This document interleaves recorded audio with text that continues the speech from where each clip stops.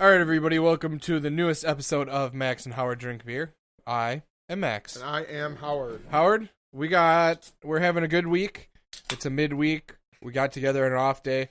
We're double fisting because it's been a hell of a week already. Well, Saturday we got busy. We were doing yard work, and it got out of control. And after a long Saturday, we just all sat on the couch and just went. Yeah, we definitely did that. That's what happened. I think Sam said at like 9 o'clock at night, and we're about to fall asleep, sitting on the couch. Aren't you guys going to podcast today? Ooh. Oh, fuck. And my week's been jam-packed, and your week's been jam-packed. Yep, So it has. we took some time out, and here we are. Happy Wednesday. Happy Wednesday. So, Howard, first of all, I guess let's talk about the beers we're not going to be talking about. What's your left-handed beer? My left-handed beer is the beer that you and I are sharing. It's the Rogue Honey Kolsch. Rogue is a brewery out of Oregon, and they actually have quite a couple of good beers.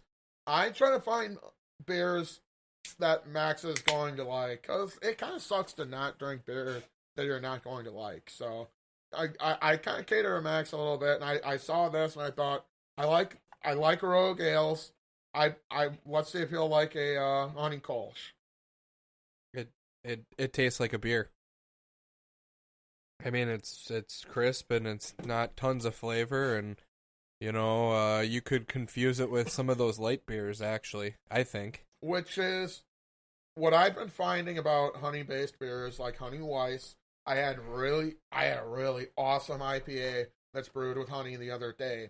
It's not that you taste. Ooh, actually, I do taste a little bit of honey now that I think about it. Well, but if you think about it, you're tasting it. If you don't think about it, are you really tasting it? But it's smoother, and there's a sweeter taste to a normal beer than with a Kolsch without any honey in it. So, ooh, yeah, that isn't bad. The honeyness. It's more honey forward than any of the honey beers that I've had. I don't know. Okay. I'm not a Kolsch guy, It's more. I don't know if you know this, but on our Untapped app, they have the average rating at 3.6. Right. Wow, I think we should add that in. So you got that early, but we're going to start adding that fact into everyone of, hey, what does the rest of the world think? How are we compared to everybody else? We're way better than everybody else. That is true. So fuck you guys. But hey, thanks for listening. Especially Fletcher. Get back to work. And also, fuck you guys. But, yeah, I did notice that. Actually, it's funny. We were talking earlier. I saw Max take a picture of the barcode and pulled up the thing, like, right away. And I look at that and I'm like, what? How did you do that? That was crazy to me because I've been typing it all in. And Max just figured out how to take the picture of the barcode. Instantly pops up the beer. You don't have to mess around and guess around. That's the beer that it is. That's what it is. Bam, bam, bam, bam, bam. Well, so you know me. I like to futz with things.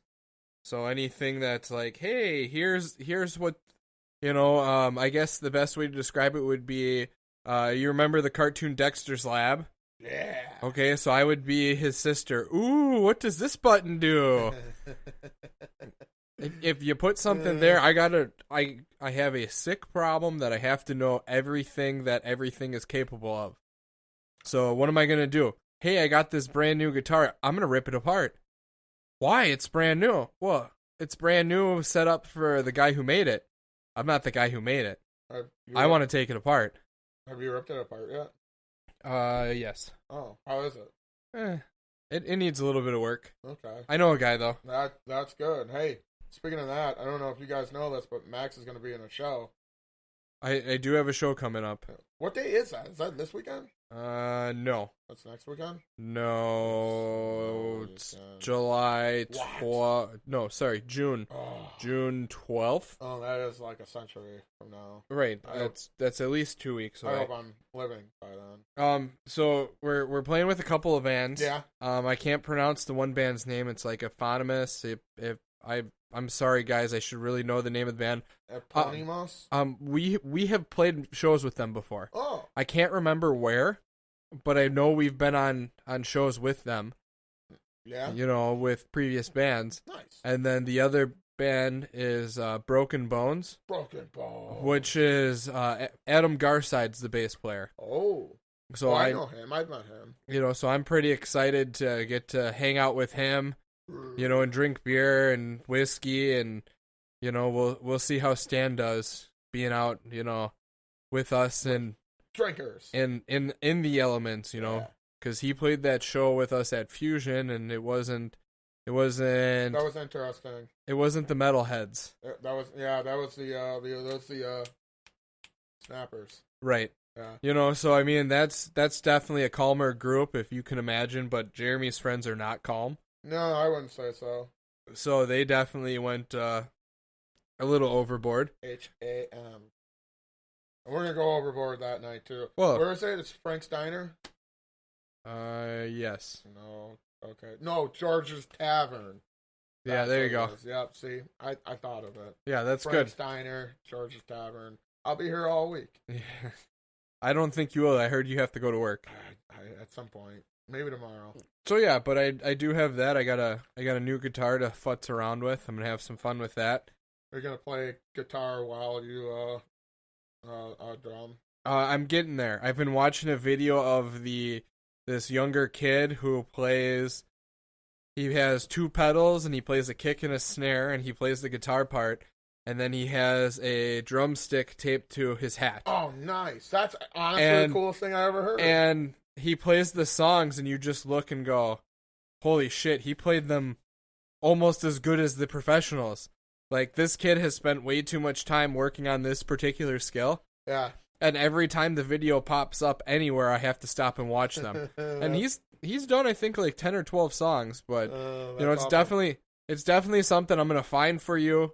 I'm going to show it to you. We're going to put it on our Facebook page because why not promote a talented individual? We'll tag him. Yeah, absolutely. You know, that's funny because that's what George W. Bush was doing after he was president. I don't know if you know this. He was in the band. He was in the band The Byrds. Okay. He was playing the guitars and the drums. I guess the Bush in the band is worth two in the Byrds.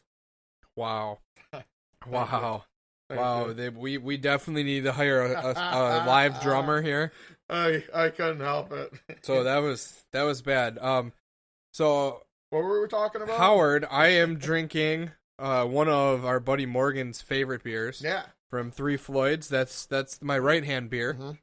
Mm-hmm. It's Gumball Head, you know, and this is a unique one, especially How do you like that? Because this is a hoppier. Well, so because it is, you know, a American wheat pale ale, yeah, it has just enough to not turn me off. Now, the aspect of it is my palate has definitely 100% changed, you know, from that. So I am able to drink more beers. Obviously, I still don't like the stouts and porters because, you know, coffee based, yeah, you know. Of them, yeah. So that's the big thing, but the hoppier beers I'm starting to come around on, you know, especially since I know the difference when you know, before when you pick up a beer, I'd go, hey, hello, here, have this beer, you know, and you drink the beer and go, oh, what's wrong with this beer? Well, it was, you know, an IPA. Well, if you think of beer, you know, like I think of beer, you know, a Pilsner. That's when I think of beer. That's, you know, what I knew, or a lager. That's what I grew up with. So when you think the very basic parts of a beer, hey, this is a beer. It's a beer. You know, shit, this doesn't taste like beer. So as I've learned more and more about it, you know, I've kind of been able to adapt, you know, and so when you see this, where it says, you know, a American wheat pale ale, I know, okay, it's going to be hoppier. Yep. Well, now my taste buds can adjust, prepare for it, and here it is. Now I can drink it.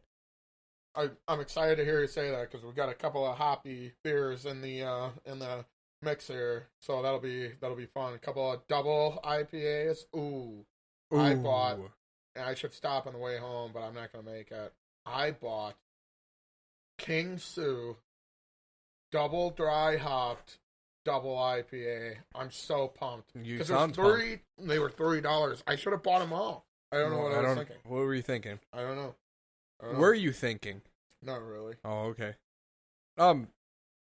So other fun news. Speaking of King Sue, right? Tomorrow is my mom's birthday. I was gonna say, is that tomorrow?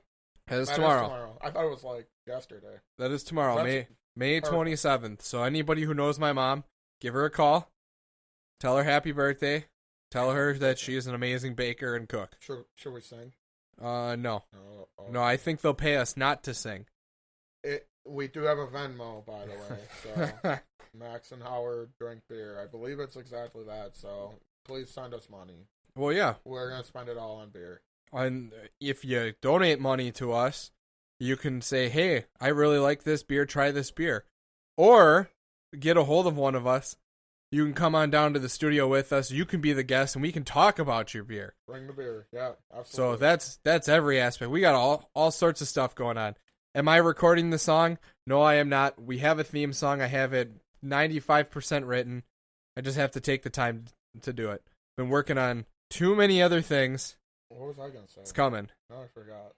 You forgot. It doesn't matter, but I'll tell you this.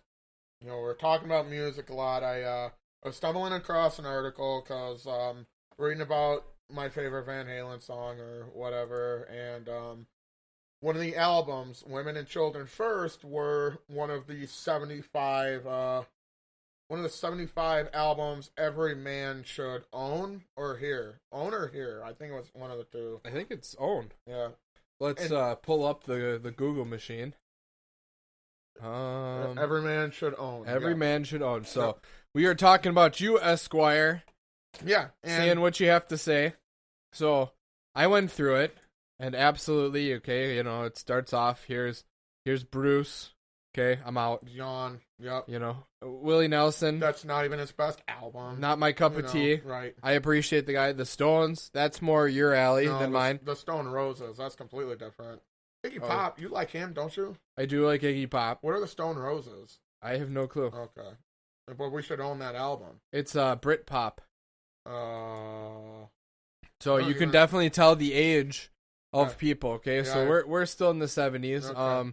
Ziggy Stardust. That's my favorite David Bowie album. I'm not gonna lie to you. This was my introduction to David Bowie. Yeah. And my dad had it, and he would, play it all the time, and it was cool. The fact that Ziggy tons guitar. of people got into David Bowie music because of Guitar Hero. Because it was on there, and it was just like, is there life on Mars? So that was pretty cool. Well, see, there's another one. Live at the Apollo. That makes sense. We should own that album. Right. But, you go... first of all, you know how I am. I always say this. It irks me to listen to some other person tell me what I should and shouldn't own. Right. And especially when your taste kind of sucks. Yeah. Well, but James Brown, man... You remember at the gun club when I played James Brown for a whole day because none of the kids knew who James Brown was? Yeah, I do. So I played it nonstop, and it was only I think the playlist I found only had 12 songs. So I played 12 songs on loop for 4 or 5 hours. That's probably this album. And it was just everybody was like, really? And you could see it.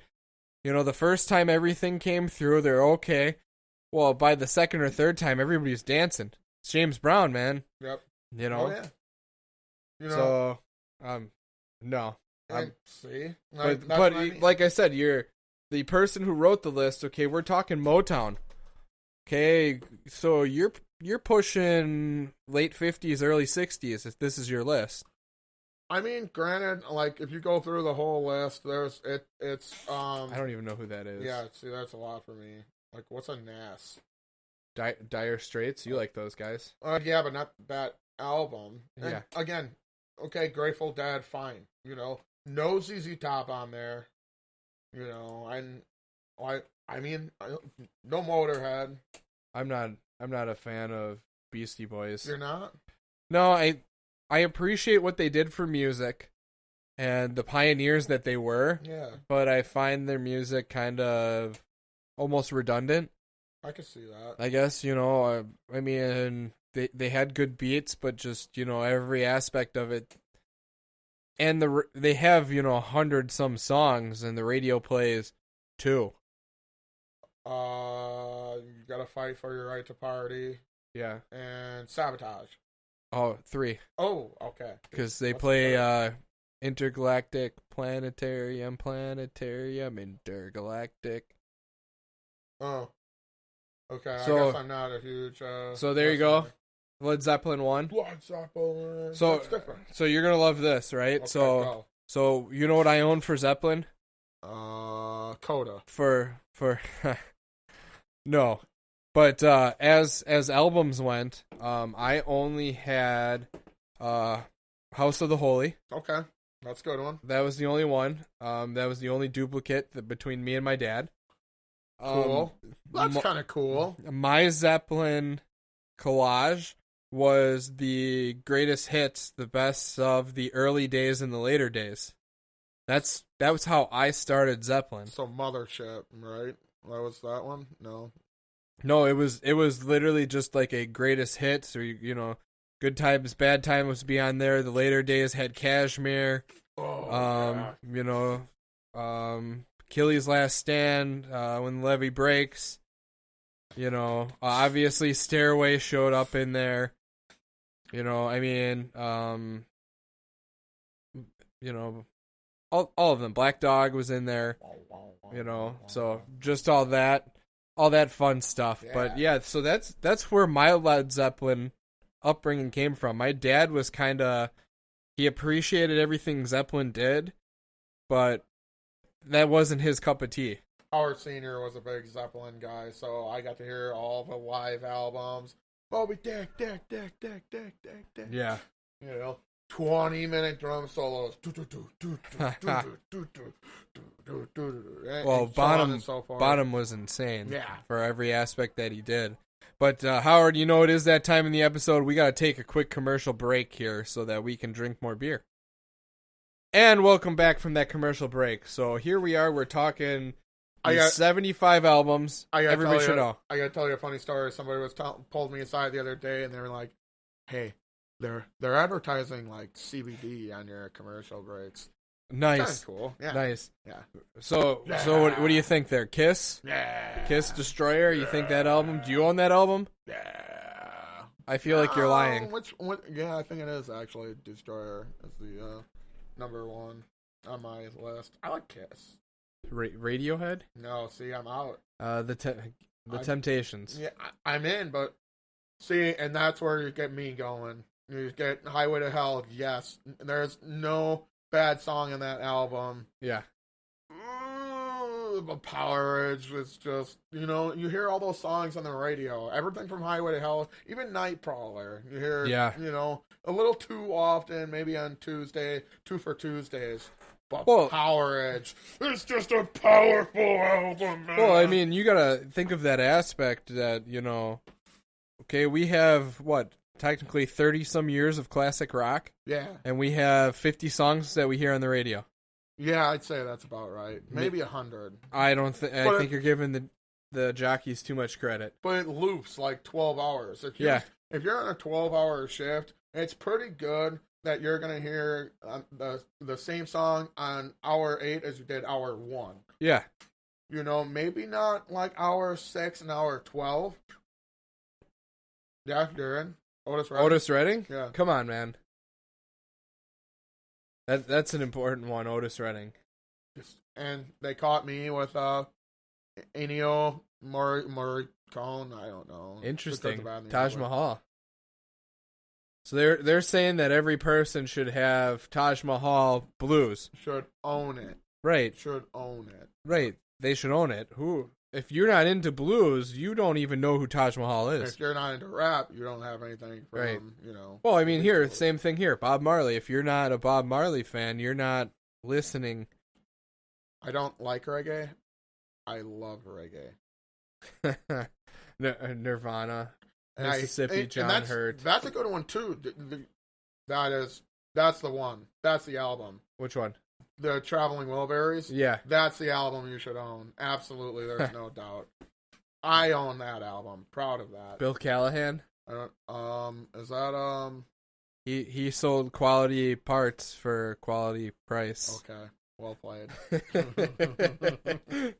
You got the Beatles on here. Nobody cares. Yeah, but it's not even like the best Beatles album. Yeah, Rubber Soul it's was Rubber boring. Soul. Yeah. You know, Sgt. Pepper's. That's where it's at.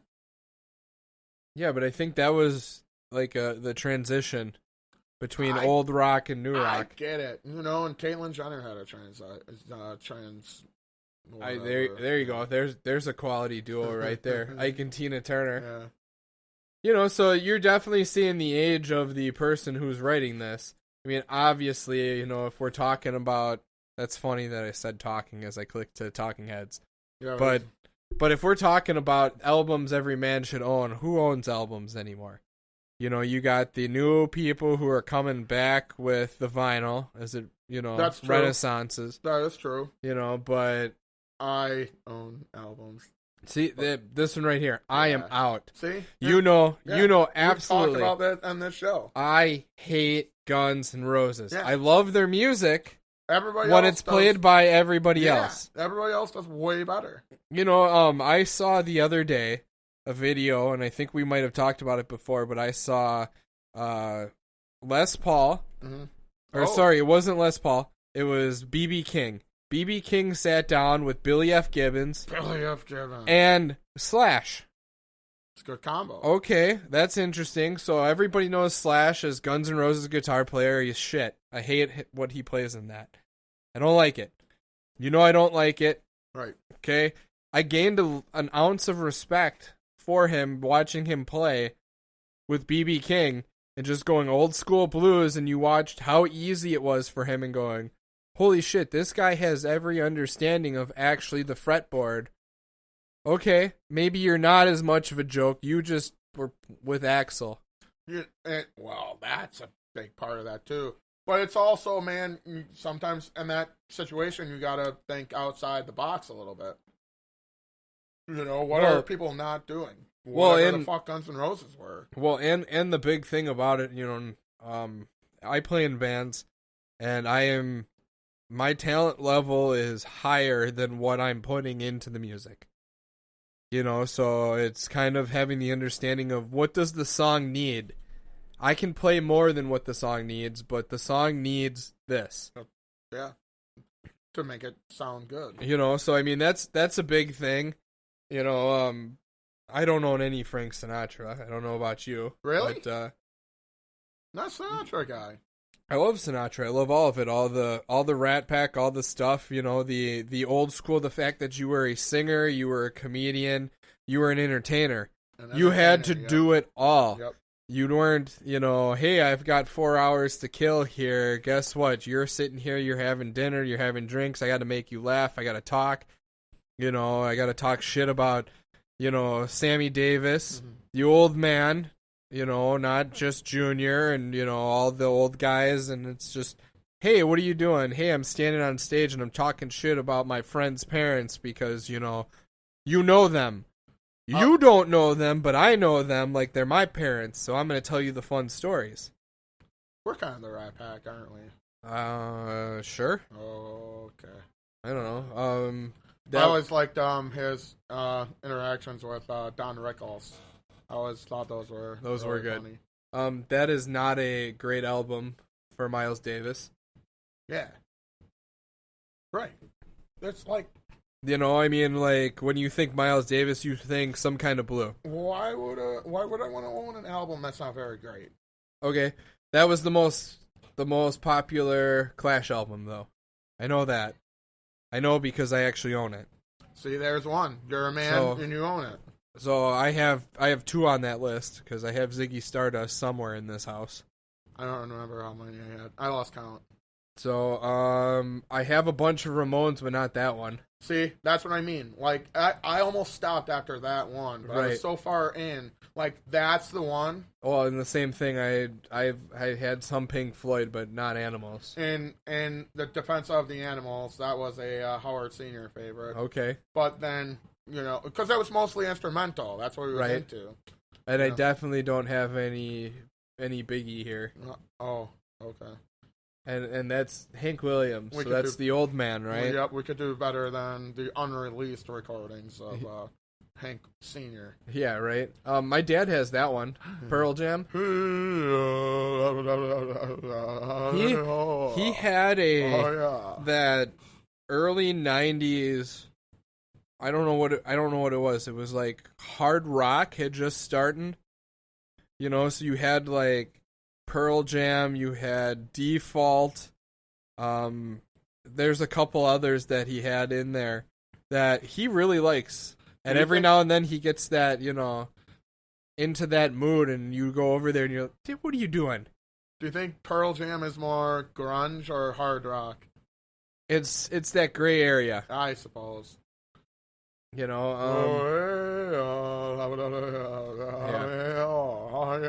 I mean, like every musician, I have some Hendrix. I don't have Band of Gypsies.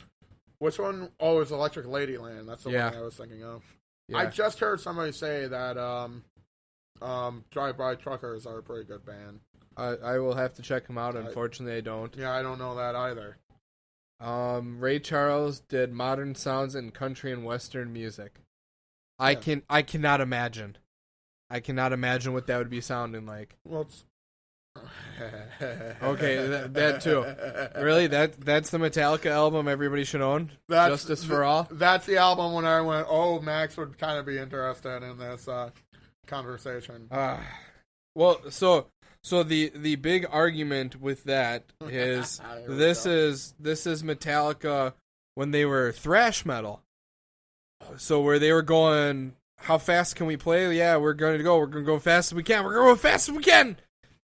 And Justice for All, this was kind of, I don't know, I guess their transition. They kind of started becoming musicians. You could say they got old. You could say they got out of it. I mean, they're one of the biggest rock bands around right now. Yeah. So how much shit can you talk? As much as I talk about Guns N' Roses. That's how much shit you can talk. You have to evolve. If you're not evolving, you're dying. Then right. Here we are. This is my point. You know, fair warning. Awesome album. Don't get me wrong. And you and I go back and forth on this all the time. If you have to own one album, it's 1984. Yeah.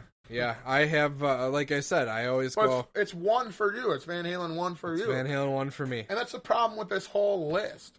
Oh, are you and I the same man? No. Right. Why are you lumping us all into one place? Right. We're unique. I'm unique. I'm about as unique as you get. But so, like I've said before, you know, Van Halen 1, that was my introduction to it. I think I was 2 when I heard, you know, the opening riff of the do do do do do do do dun dun.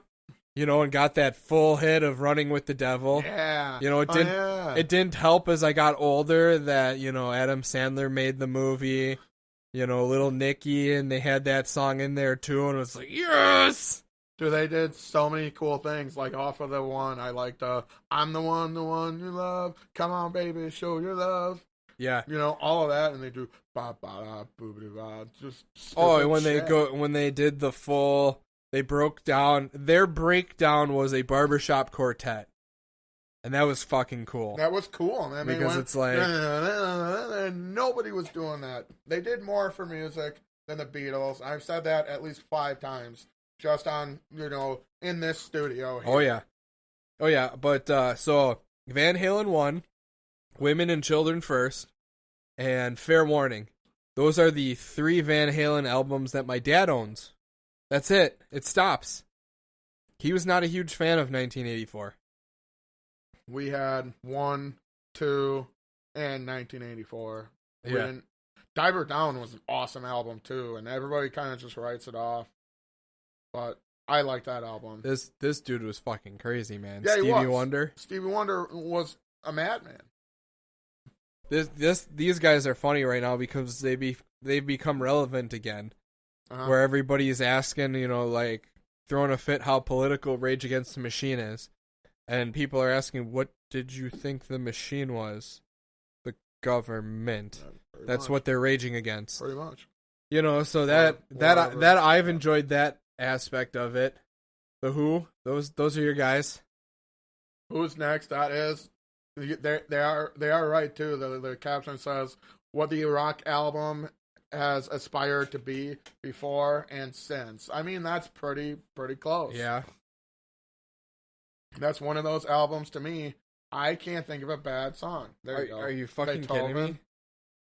Really? Like, okay. Now we can all go home. Out of all classical music, so I have XM radio in my car. Yeah. And I have days that, I wake up and I'm angry I have to go to work, because who isn't? And not anymore. To calm myself, I turn on the classical station, because it opens up your mind, it allows you to think and calms. And then I'm always late for work because I start to pull into the parking lot and Tchaikovsky, something starts playing. Turns on the news. And it's like, I have to listen to this whole piece. And I know it's like a 30-minute piece. So like one day the landscaping lady that works for me, she actually saw my car sitting there, saw me sitting there, waved, went in, punched in, got in her golf cart to go around the property, and then pulled up on me going, Are you okay? Yeah. I'm sorry, Tchaikovsky is just doing his thing. I gotta finish this before I get out of the car. And she's, oh, okay. And let there be rock. So there's that. Yeah, and it doesn't get. I don't remember anything super cool. That is definitely the Johnny Cash album. Johnny Cash, and that's what I mean. Folsom. John Henry's Hammer. That's a good tune. You're into new tunes. Don't get me started. We don't have enough time in this episode to talk about Crosby, Stills, Nash, and or Young. And or Young. Yeah. This one's interesting to throw Mahler in here. Yeah. So Mahler is an important one because from the classical realm, this guy has been ripped off more than anybody. So I don't know if you know Mahler's music, but I know you know the songs that has been ripped off. I believe that. Pirates of the Caribbean, Star Wars. So he's a John Williams guy. John Williams has taken tons of Mahler's music, and I'll show you after this episode some of it. They have videos about it of really he hasn't stolen the music. He is kind of doing like Vanilla Ice did with Under Pressure. He's changing one. He's changing something slightly and going, hey, here it is. That's a good point. You just started a whole another hole in my head. So I'm gonna write this down because I have to show you. Okay. It's gonna be something that I absolutely 100% have to show you. Because I've done it at work. I've shown guys at work, the importance of Mahler and all of his stuff. And I'm not a classical musician, but I was classically trained. I've been playing music since I was like 5. Yeah. So every aspect of it. This still pisses me off. I got to go to the Milwaukee Symphony when the new conductor came, and it was a big deal because, and I can't remember his name for the life of me. Bob.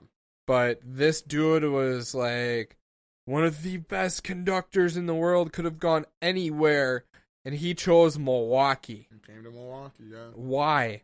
You could have went to Australia, been with the Sydney Orchestra taking over, anywhere. The London Orchestra, the Philharmonic out in Boston. I mean, this guy chose Milwaukee, and it elevated our game. And I've been to, a lot of the orchestra concerts, more than I should admit, as a metalhead. Well, yeah, that's a big part of music. And okay, that was it. So from all that, okay, that Esquire, I'm gonna need you to calm down. We'll talk about that next time. But I'm anxious right now. Just every aspect of that. That's where I sit musically. I don't think I have 5 of the 75 albums that every man should own. I think I might be right there, but yeah, that's the thing. Who do you think you are? You're telling me what I can and can't listen to? Like, okay, there's a lot of good chunks and pieces. No Queen, Right. no Rush, Right. no ZZ Top. Like, that's about as manly as you can get right there, as far as I'm concerned. Well, and pick an album. And the aspects of it, What was it? okay, Eliminator. That's what it was. So you're not. So clearly, the person who wrote the list is not a musician. Yeah. Because a musician, from a musical standpoint, okay, now how far do you want to push? I played in an instrumental band for years, so I became heavily influenced in Dream Theater. Oh. Who has some of the greatest musicians to ever play. Yeah. Zappa was nowhere on that list. There's another good one. How do you exclude Zappa? There's another good one. Because, come on, it's Frank Zappa. Disraeli Gears. I mean, go down the list. Every aspect of that. There was no Ozzy. There, no Black Sabbath. I thought about that too. And in any realm of it. I was talking the other day with somebody about everybody knows who Ozzy is. Okay, but the younger generation doesn't because they missed out on the Osbournes. So you didn't see them on TV. That's what they know. So we were talking about the fact of, and I was talking with Carl, who listens to, primarily hip-hop music. Okay. So the fact that I say Ozzy, and he knows exactly who I'm talking about, and I was telling him about how hilarious it was when people were talking about Post Malone was going to elevate that guy to superstardom. And it's like, dude, the person who said that to me, I just stopped and looked at him like, you have no fucking clue who the Prince of Darkness is. There's so many good ones too, like when Kanye played with Paul McCartney, and they're like, oh, this Paul McCartney guy, he's gonna really be going places now. That's right. Fucking old guy. Right, Sir Paul McCartney. Yeah. So every aspect of that. But Howard, we got to roll back around because we've been talking for way too long. And we haven't even, hit the fish bucket yet. Oh, seriously. We could talk hours. So, we have. Rogue's Beer, Honey Kolsch. What do you think of it? I'm not a Kolsch guy. It's a little plain for me, but this is a pretty good beer. I'm going to go a little wild here. I'm going to say 3.25 because it's a good beer. I agree. Very it's good, easy to drink, and it's got honey flavor. Yeah, they're not lying. It definitely has honey flavor. It's a good thing. It's dedicated to bees. That's good to know. Nope. I'm gonna stop reading it because we don't have that kind of time. But me, Kolsch beers fit right into my realm. Yep. I could cut the grass all day. Drink this. I hope I don't cut the grass all day, because who really wants to? But I could drink this beer after it was done and be like, yeah, this is a beer. It's a beer. Also, pushing and drinking seems like it'd be very uncoordinated, and you put a little bit of effort into your lawn, at least from what I've noticed. I put it a little bit higher than everybody else rating. I put it at a 4. Wow. Okay. Oh, good for you. So, I said, if this is something, if I see this here, hey, it's on sale, I need a beer, I'll buy a 6-pack. Honey Kolsch, yeah. Rogue is a good one, for sure. So, any final thoughts, Howard? That should do it for me. All right, well, I want to thank everybody for listening to us, tolerating us. If you got anything you want us to drink, anything you want us to talk about, let us know. We're here. You're not, unless you want to be. So, on behalf of all of us here, I am still Max. I am Howard. Cheers.